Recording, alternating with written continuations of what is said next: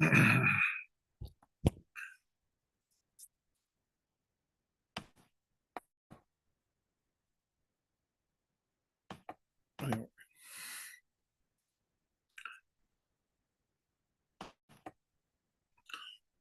afternoon, ladies and gentlemen. Welcome into the regular season finale edition of the Batter Up podcast, sponsored by the Dugout of Millwood here on the Sports Insanity Network YouTube channel. I am Mike Rifkin. Well, we've made it, folks. We have made it to the end of the regular season of Major League Baseball. This is the final weekend. There are still a lot of things up for grabs. And on this show, we will preview a lot of the weekend series that still have meaning to them. We will also go over some news and notes from around baseball. And I will conclude this episode with my regular season award predictions. I'm going to include surprises, disappointments, and go from there. I do want to start this show, though, by saying to everyone who could be affected by Hurricane Helene, I'm hoping I'm saying that right. Hope everyone is staying safe down south and everyone is okay. Our thoughts and prayers are with those people who are generally being affected. But I do want to start this show now.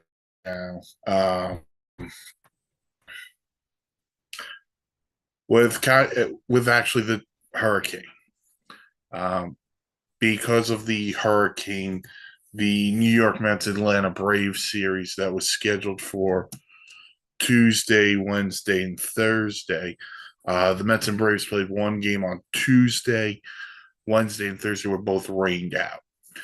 And Major League Baseball decided in their wisdom, their infinite wisdom, that a doubleheader will be played on Monday. This upcoming Monday, the day after the regular season ends. And honestly, it is a ridiculous decision. It is an atrocious decision. And quite frankly, it's not a fair decision.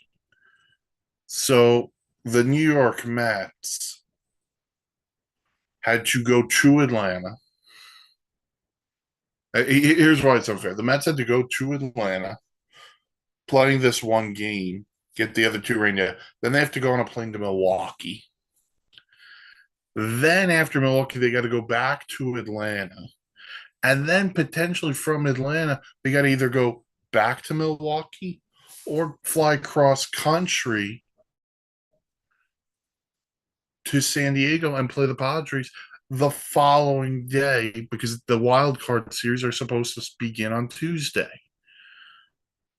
Now, for the Braves, the break is they get to stay home. So, but still, it is you're putting those teams at an unfair advantage, specifically because they cannot set their rotations up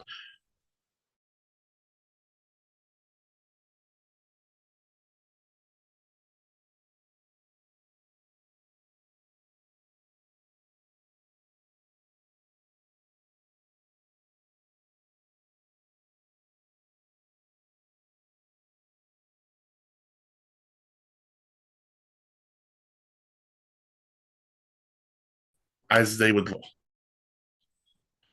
The answer to that would be this: they could have played a game last Monday, which was a mutual off day for both teams.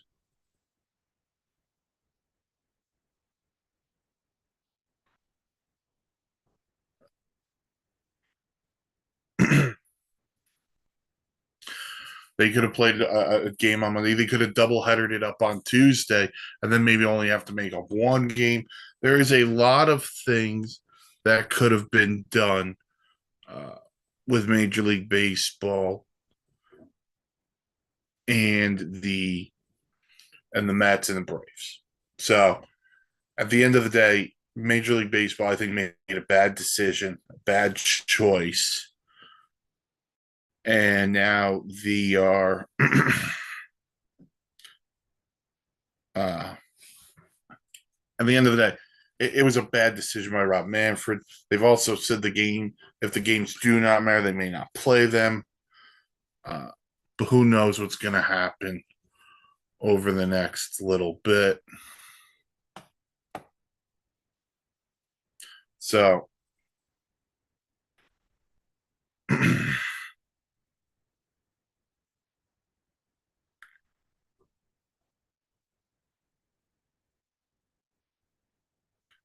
so we have to figure that out.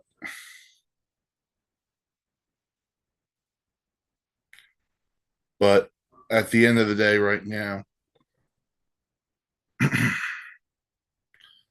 that's what Major League Baseball is doing.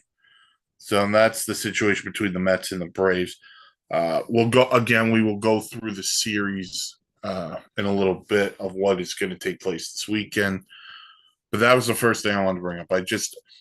For Major League Baseball to schedule a doubleheader the day after the regular season ends, it's just a brutal decision. And quite frankly, it's one that makes you remember why this commissioner is not very good at what he does.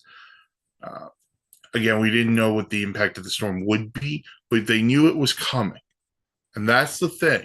They knew it was coming. So you could have moved the series.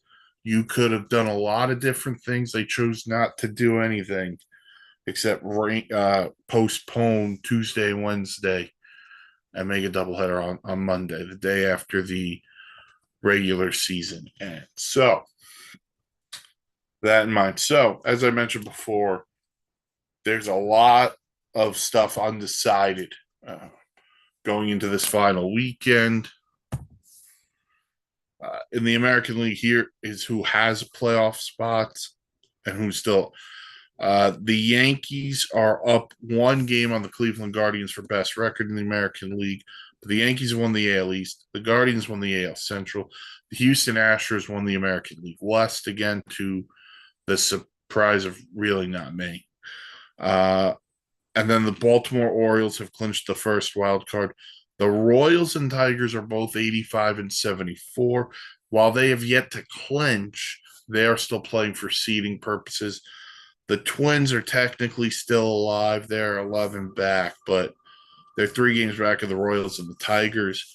They would need to sweep the Orioles, and they would need both the Royals and the Tigers to get swept.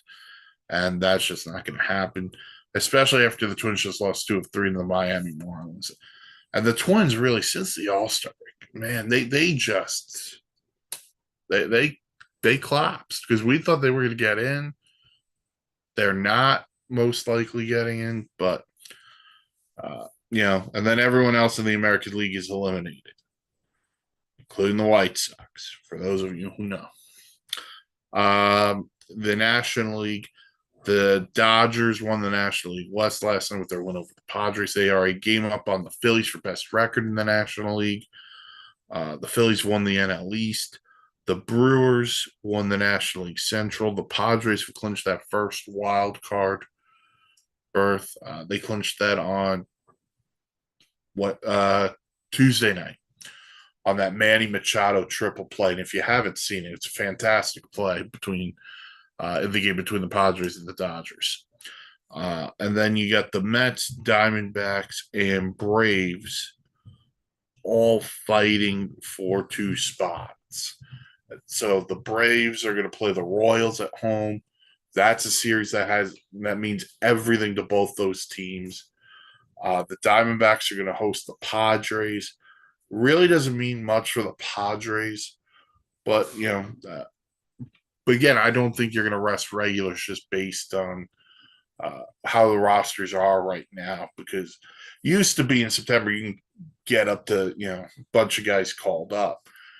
Right now, it's 28-man roster, so some guys are definitely going to play. Maybe they spread an off day here and there. And the Mets are in Milwaukee to play. The Brewers series means absolutely nothing to the Brewers. They cannot catch the Dodgers for best record. And, you go from there. So, and we will dive into the series as we go along.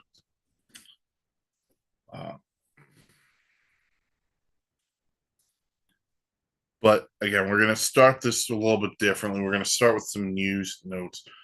Um, I want to start with what happened yesterday in Oakland because the A's played their final game at the Coliseum, a victory over the Texas Rangers. I'm just trying to find this letter. Now, there were a lot of things that have gone on over the last couple of weeks with the A's. A lot of old A's went to the Coliseum for the final time because yesterday was the final game of the Coliseum. Uh, and they packed that place. They packed it, which was great on the A's fans. But this letter came out a couple of days ago from John Fisher, um, the owner of the A's. And I'm quoting here to our Oakland Athletics fans. This upcoming series with the Texas Rangers will be the final games of the A's storied 57 years in Oakland. And while the A's previously played in Philadelphia and Kansas City, Oakland has been home for the greatest era in the franchise's more than 123-year history. 4 World Series titles, 6 pennants, 17 division titles, 7 Baseball Hall of Famers. Charlie Finley and his mule, Billy Ball, Reggie and his incomparable swagger, Raleigh and his handlebar mustache, Dave Stewart and the stare, Bill King's Holy Toledo, Ricky, the greatest leadoff hitter in baseball history. The list goes on and on. Triumphs, near misses. The 1989 Loma Prieta earthquake in Game 3 of the Bay Bridge series, the 20-game win streaks, a Hollywood movie, and an unmatched cast of players, coaches, and fans. We've had it all. And that, I know, is what makes our departure so very hard. The A's are part of the fabric of Oakland, the East Bay, and the entire Bay Area. When Lou Wolf and I bought the team in 2005, our dream was to win World Championships and build a new ballpark in Oakland. Over the next 18 years, we did our very best to make that happen. We proposed and pursued 5 different locations in the Bay Area, and despite mutual and ongoing efforts to get a deal done for the Howard Terminal project, we came up short. Only in 2021, after 16 years of working exclusively on developing a home and faced with a binding MLB agreement to find a new home by 2024, explore taking the team to Las Vegas. There are millions of dedicated and passionate A's fans in Oakland and around the world. Countless dedicated staff members and Oakland Coliseum employees have poured their hearts into this team, and their efforts have meant so much to our community. I know there is great disappointment, even bitterness, though I wish I could speak to each one of you individually. I could tell you this from the heart: we tried. Staying in Oakland was our goal, it was our mission, and we failed to achieve it. And for that, I am genuinely sorry. Looking ahead, I hope you will join our beloved A's as we move forward on this amazing journey. I hope I will see you again sporting the green and gold, and I hope we will make you proud, John Fisher. Close quote. Lot to take away. Lot to take away.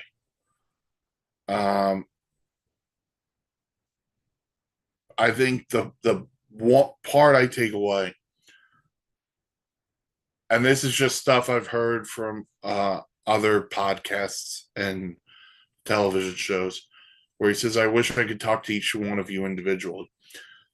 According to multiple reports, local news stations uh, have tried to have him come on and talk directly to A's fans, and he's refused.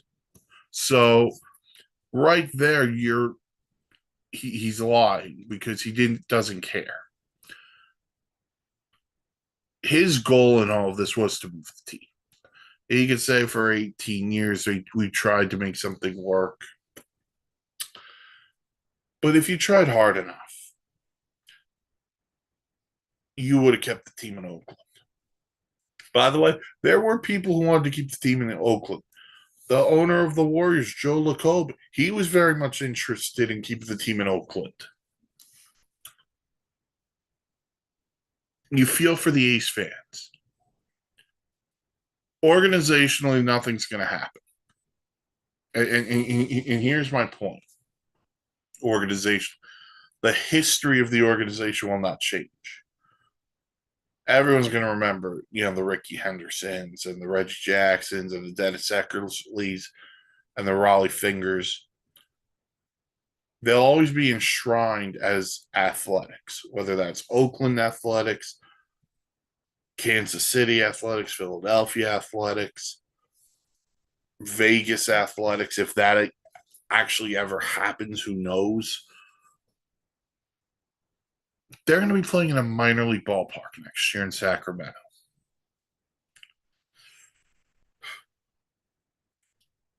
If I was a fan of this baseball team, yesterday would be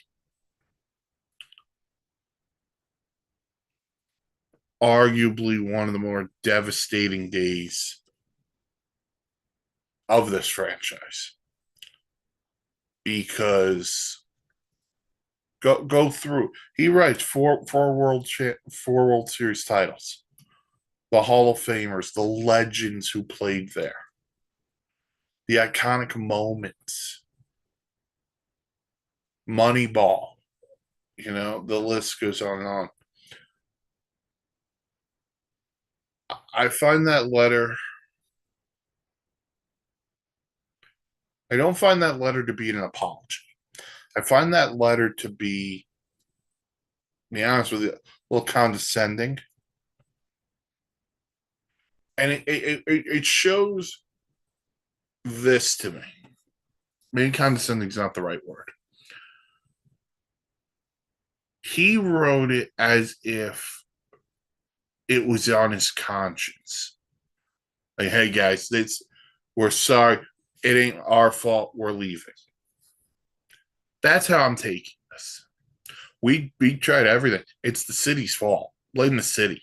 Not my fault. I have nothing to do with it. We're leaving. That's just the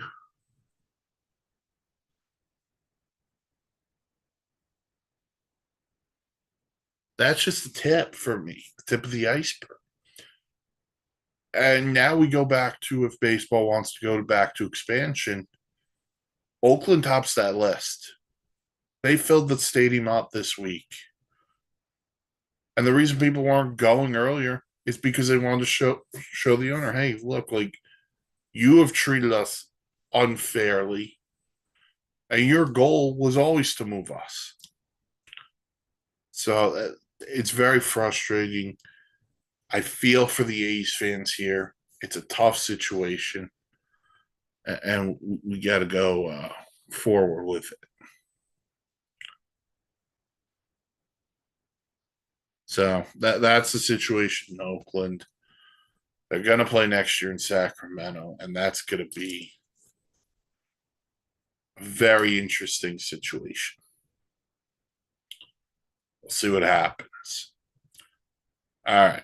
The other thing I wanted to talk about was last week, the Reds fired manager David Bell after, it was 6 seasons, they said. But Bell had just signed an extension last offseason to fire him after this year. Now, the Reds were a massive disappointment this year. They're 76 and 83 at the moment.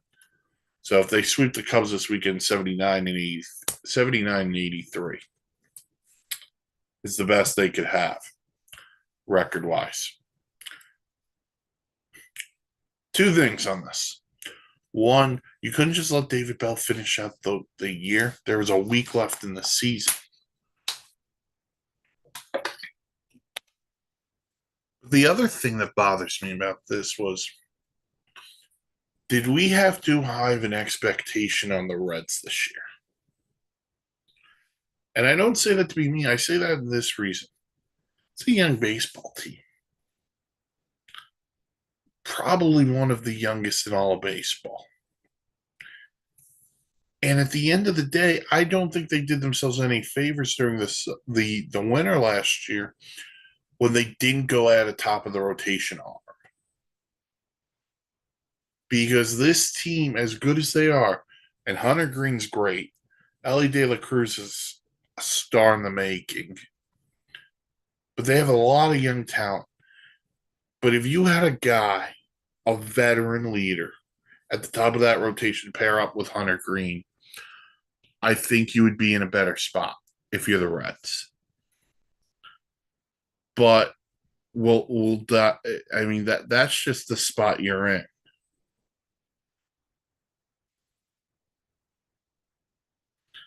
So we'll have to wait and see what's going on there. But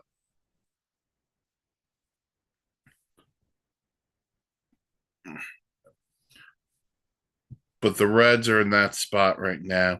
They're going to look for a manager.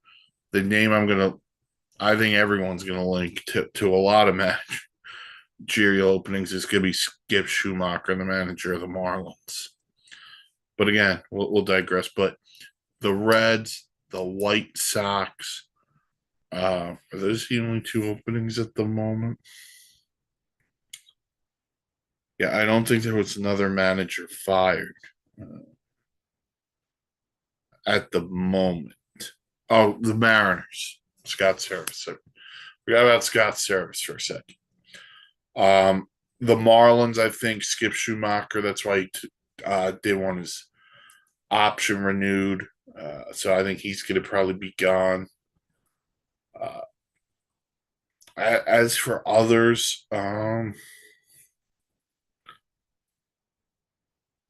one name, the two names I would watch, I would actually. There's three more in the National. Derek Shelton in Pittsburgh, and we'll get to them in a minute.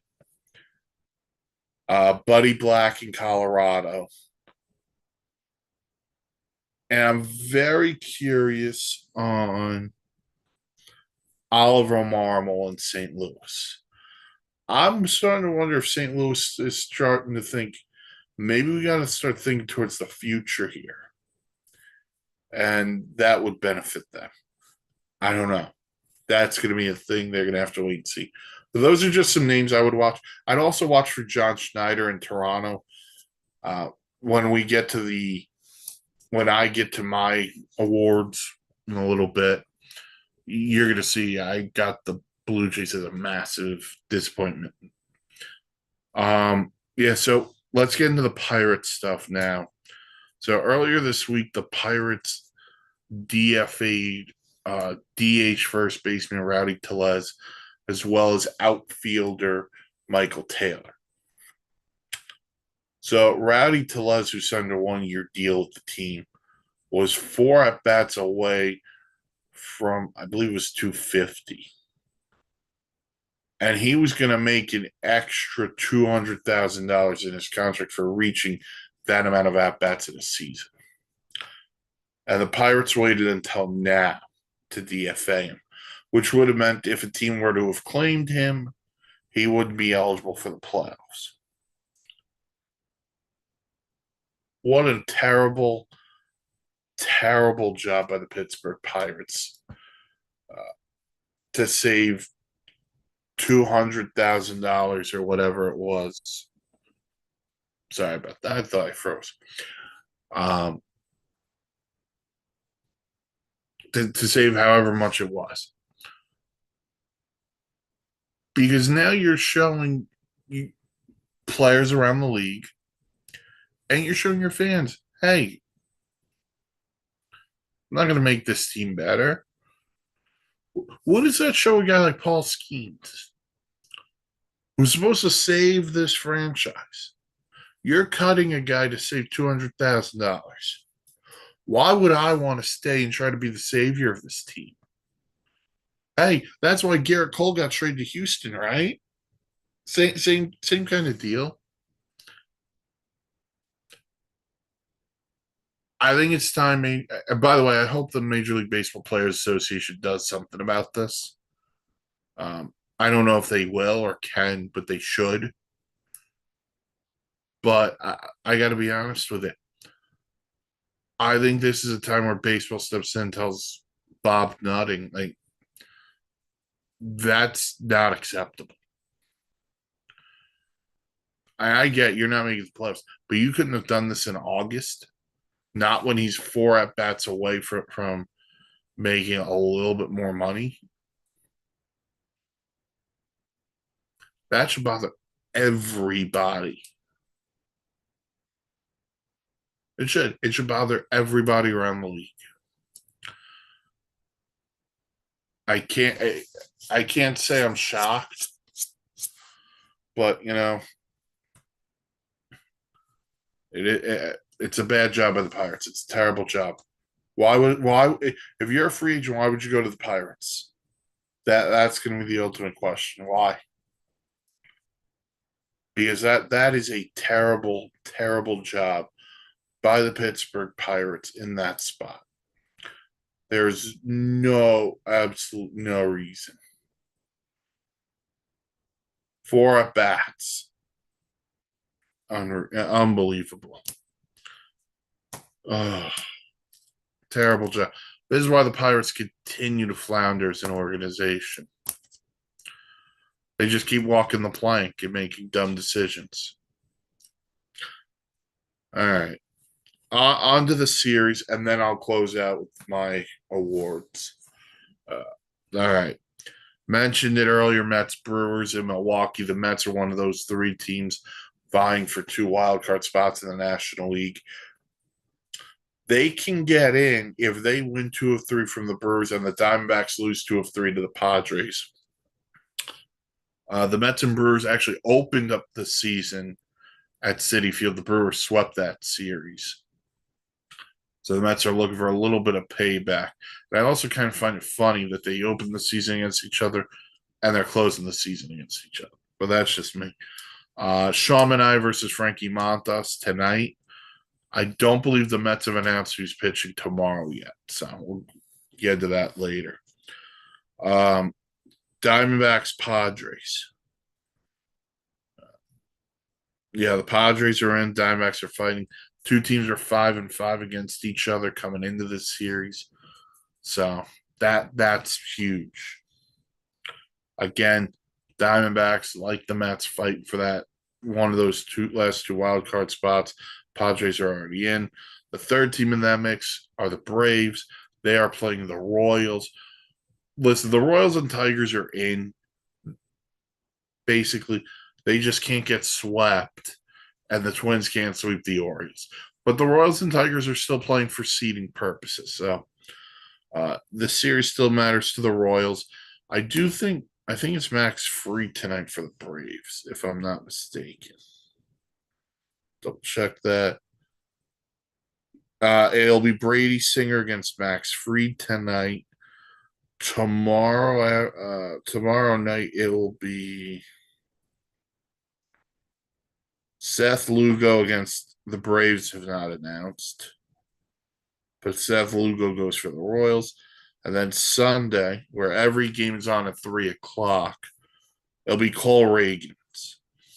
So the Braves have not announced yet, I don't believe, who's pitching Saturday, Sunday. Probably in hopes of leaving Chris Sale for one of the 2 games Monday. Although I think that would be a long time for Chris Sale not to pitch. Again, that's a whole nother conversation. So Royals, Braves, D-backs, Padres, Mets, Brewers, Tigers, White Sox. Important.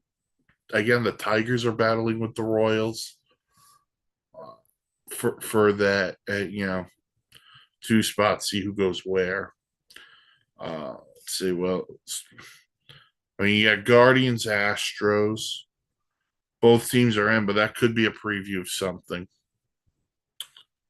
Orioles, Twins. Not likely the Twins get in, but yeah, and that's really, that's it. Those are the series you got to focus.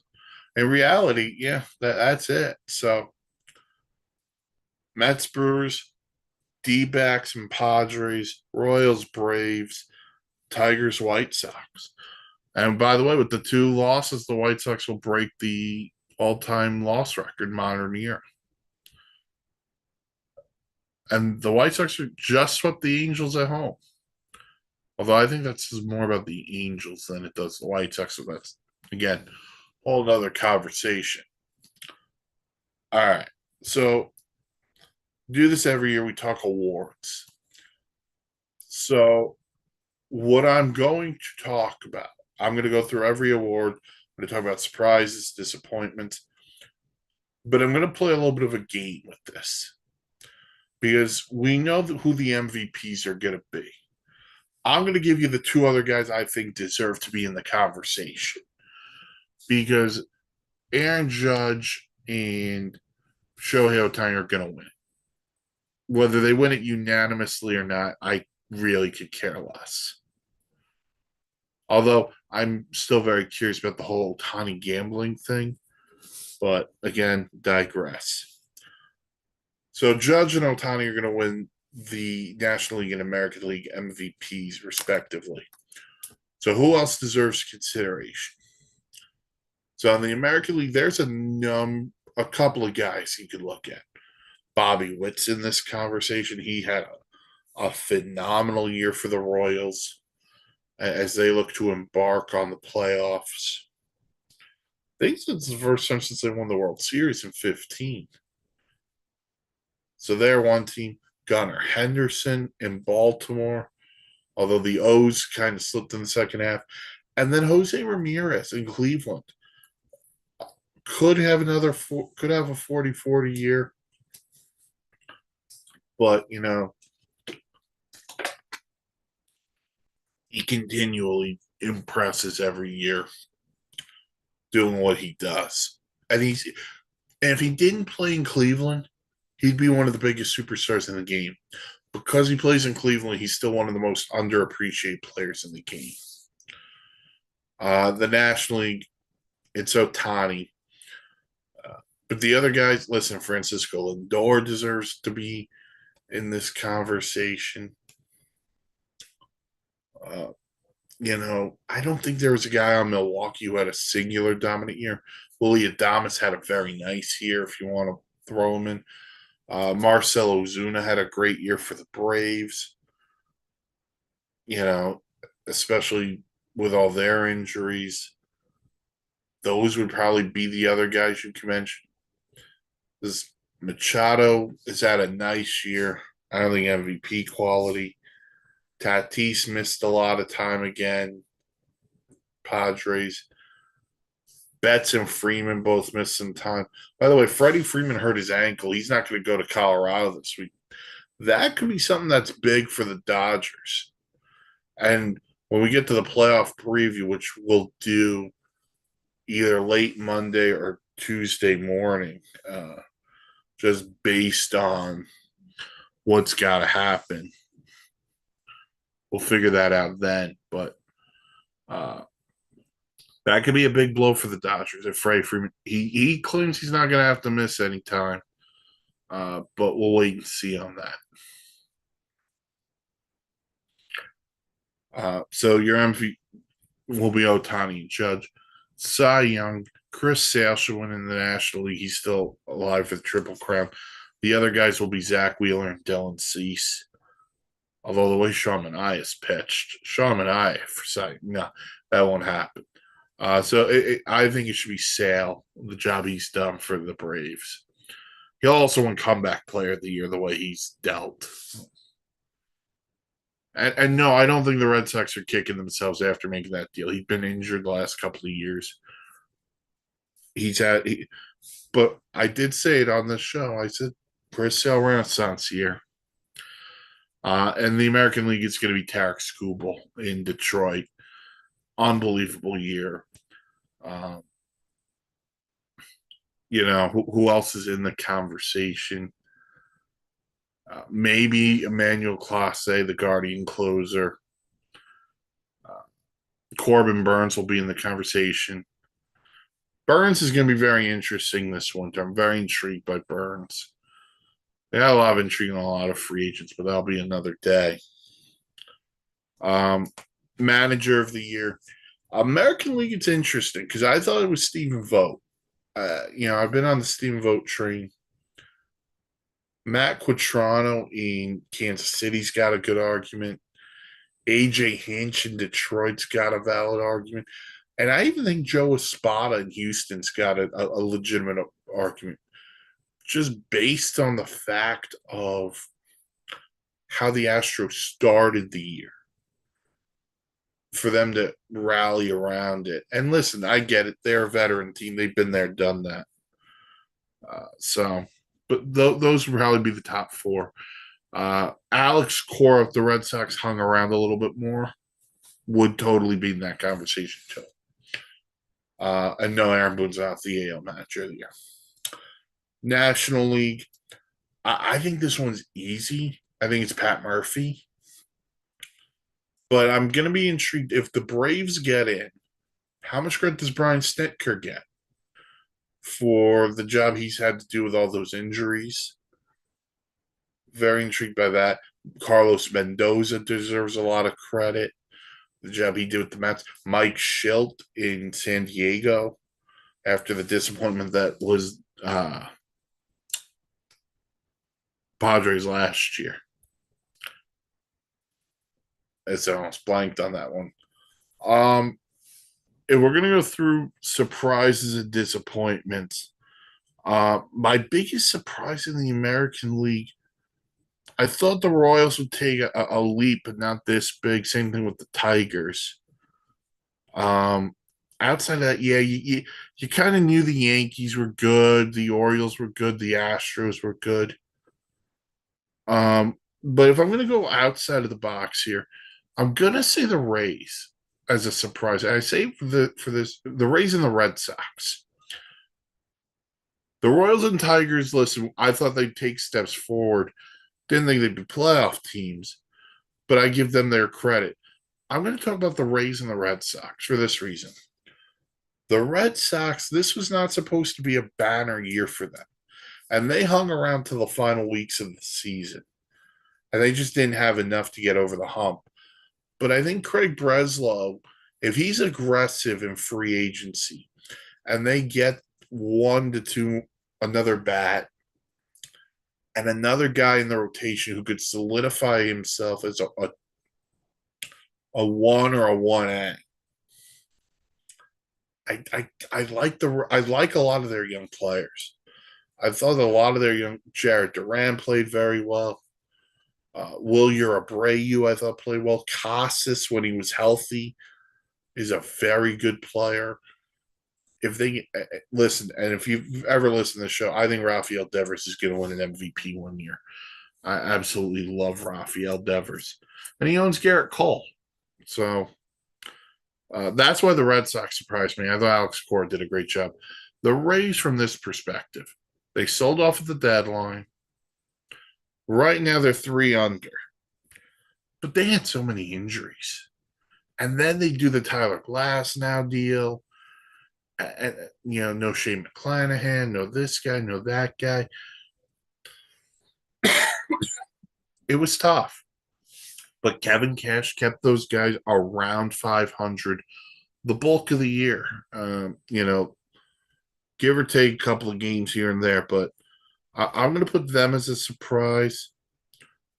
Oakland, if you want to put them as a surprise with the development of their young players, I'll take that too. Even though they've lost 90 games, but hey, listen, they got some players there. Lawrence Butler can play. Brett Rooker, they got some guys there in Oakland.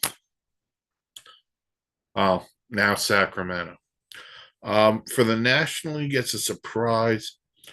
We knew the Braves were good, but the injuries, they've played very well through the injuries. The Brewers, listen, I'm going to give the Brewers a ton of credit. David Stearns leaves. Craig Counsell leaves. Corbin Burns gets traded. Brandon Woodruff doesn't pitch all year. Devin Williams doesn't come back till late July, August. And here the Milwaukee Brewers are winning 91 games. And by the way, Christian Yelich, played the first half, and then back issues came back. But give the Brewers credit, man. Give them credit. The Mets could have folded at 11 games under 500. They didn't. So, their bounce back ability, and particularly what they've done really with a no star rotation. Kodai Singh has pitched 5 innings. So everything they've gotten out of Sean Manaea and Quintana and uh, you know, keep going. David Peterson. How about the year David Peterson's had? The Mets have done really well. And as a Met fan, you just hope this advances. But if they don't, it's going to be the same old story. Um, the Pirates would have been on this list if they not choked at the end of the year, but so there's that. Those are your surprises. Disappointments. I'll start with the National League. Talked about the Reds earlier. I don't think they're a disappointment, but for other reasons. The Giants, I think, are a disappointment. Uh, they spent a lot of money over the winter. Jung Ho Lee got hurt. They bring in Snell. He was not ready to go early. He's picked it up as of late. He's going to probably opt out and make a lot of money on the market. Chapman, they just got to sign a new deal. So there's that. And then, look, the Cubs and the Cardinals. The Cardinals, I think it's just time for a rebuild. Uh, Listen, I just think where they're at, and they were so good for so long with Albert and Molina and Wainwright, they're still trying to get to that point where Paul Goldschmidt's getting older. He did not have a great year. Nolan Arenado's getting a little bit older. It might be time to say, you know what? Maybe we bite the bullet on Goldschmidt, let him leave as a free agent. Maybe we see if the team's interested in Arenado, and we just start this thing over. The people of St. Louis are passionate. So maybe they would respect a rebuild, especially for how good the Cardinals had been over the years. And the Cubs, look, Craig Counsell, I thought was going to be a big factor. Uh, Shota Imanaga, however you want to say, he was great his rookie year. Justin Steele was very good until he got hurt. Kyle Hendricks struggled again. Tyon had his moments. Bullpen was not great. But you're seeing some emerging of some young players. Pete Crow Armstrong had a nice year. The Mets traded him for Javi Baez, but that could have been your center fielder, but digress.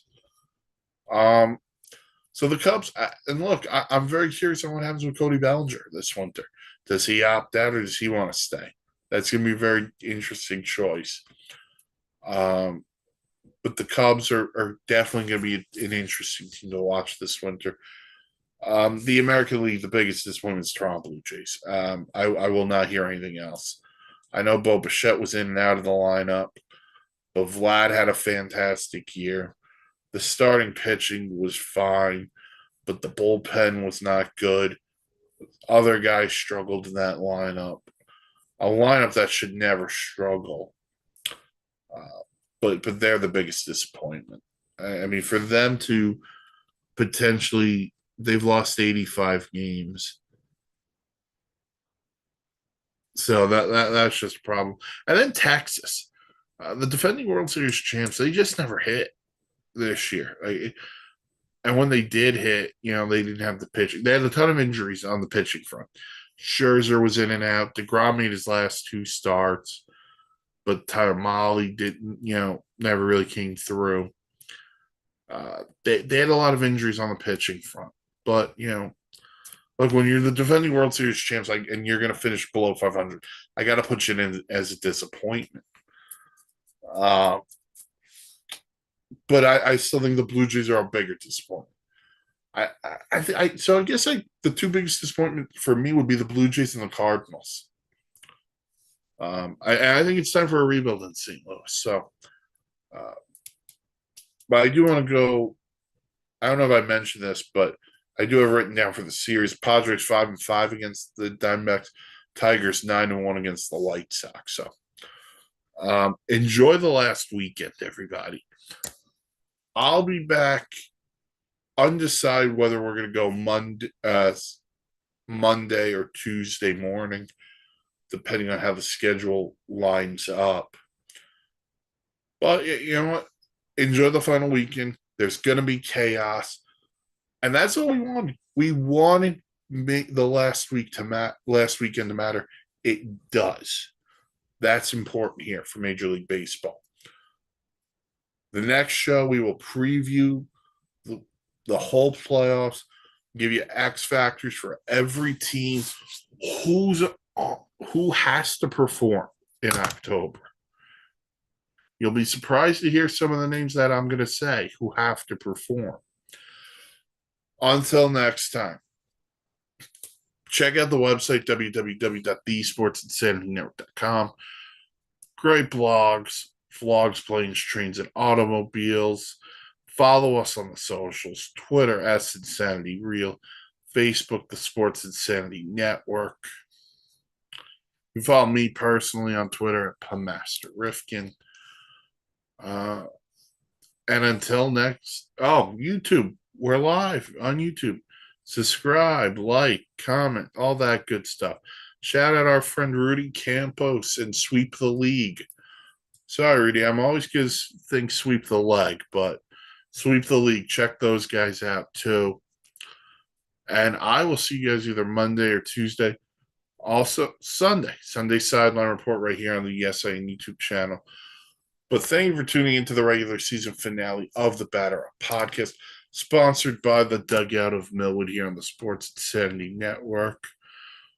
Let's enjoy the final weekend, and I'll see you all next week.